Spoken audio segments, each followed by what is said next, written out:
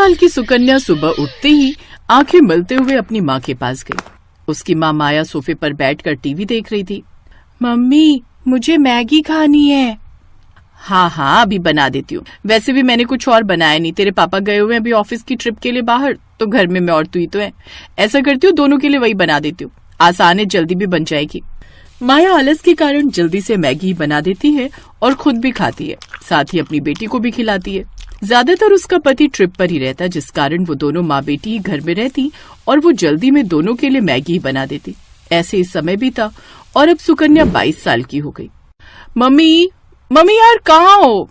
ओ God, लगता है माँ पूजा में बैठ गई। मुझे तो कॉलेज के लिए लेट हो रहा है। एक काम करती हूँ, जल्दी से अपने लिए मैगी बना लेती हूँ। मेरी ऑल टाइम फेवरेट।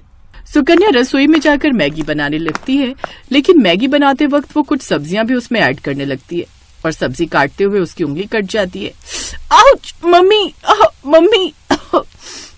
उसकी आवाज सुनकर जल्दी से पूजा खत्म कर उसकी माँ माया बाहर आती है। अरे ये क्या, काट ली ना उंगली, ध्यान से काम नहीं कर सकती, रुक मैं अभी पट्टी लगा लेती हूँ। सुकन्या की माँ उसकी उंगली में पट्टी लगाती है, जिसके बाद वो उसे मैगी बना कर देती है।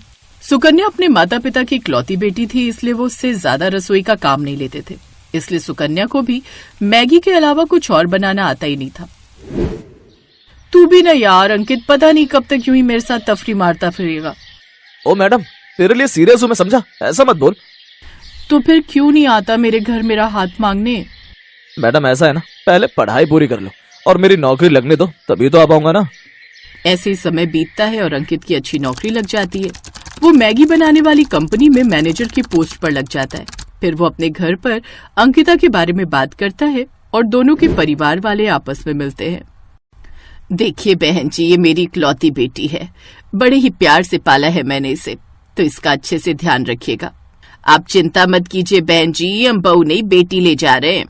कुछ महीने बाद उन दोनों की शादी हो जाती है।